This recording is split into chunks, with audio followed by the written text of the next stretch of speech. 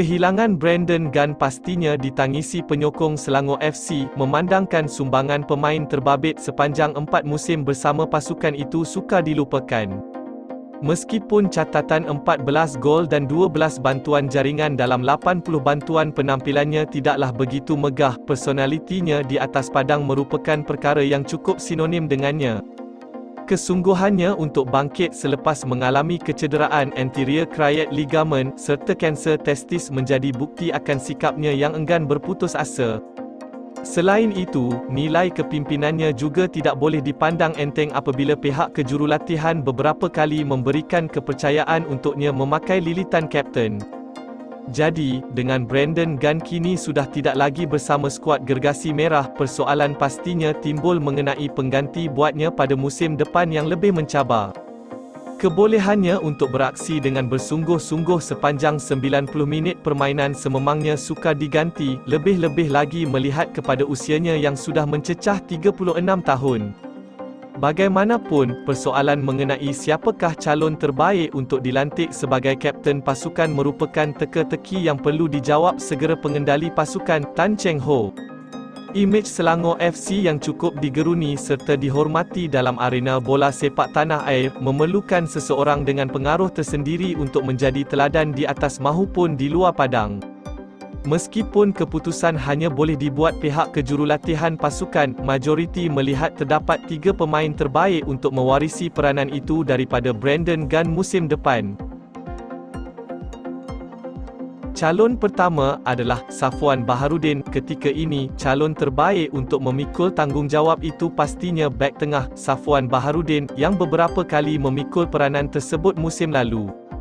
Dia yang cukup sinonim dengan peranan tersebut setiap kali ketiadaan Brandon Gunn boleh dikatakan sesuai untuk mewarisinya atas beberapa faktor utama. Pengalamannya di peringkat antarabangsa bersama Singapura boleh dikatakan sebagai faktor terbaik untuk mendesak Cheng Ho memberikannya kepercayaan itu. Selain itu, Safwan yang sudah hampir 5 musim bersama skuad Gergasi Merah pastinya cukup sinonim dengan reputasi kelab tersebut dalam kalangan penyokong. Jadi, sekiranya Selangor FC mahu memberikannya tanggungjawab berat itu, Safwan dilihat mampu memikulnya dengan cemerlang baik di pentas domestik mahupun Asia. Keputusan itu juga pastinya akan disokong orang ramai memandangkan bek tengah berkenaan mempunyai hubungan cukup baik bersama Brandon, memandangkan masing-masing boleh diangkat sebagai tulang belakang pasukan. Calon kedua, Faisal Halim. Meskipun baru sahaja semusim bersama pasukan Lembah Kelang itu, penyerang sayap Faisal Halim tidak mempunyai sebarang isu untuk menyesuaikan diri.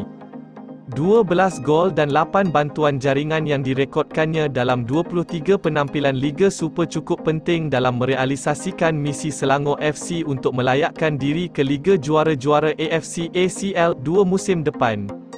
Sumbangan tersebut sudah meletakkannya sebagai antara watak cukup penting dalam kalangan penyokong naib juara Liga Super 2023 berkenaan. Jadi, sekiranya skuad Gergasi Merah mahu terus mengakui kepentingannya dalam pasukan, pemberian peranan kapten pasti akan menjadi bukti bahawa kehadirannya amat dihargai. Faisal yang beberapa kali diberikan kepercayaan itu bersama Harimau Malaya pastinya tidak akan berasa kekok untuk memikul peranan itu jika ditugaskan.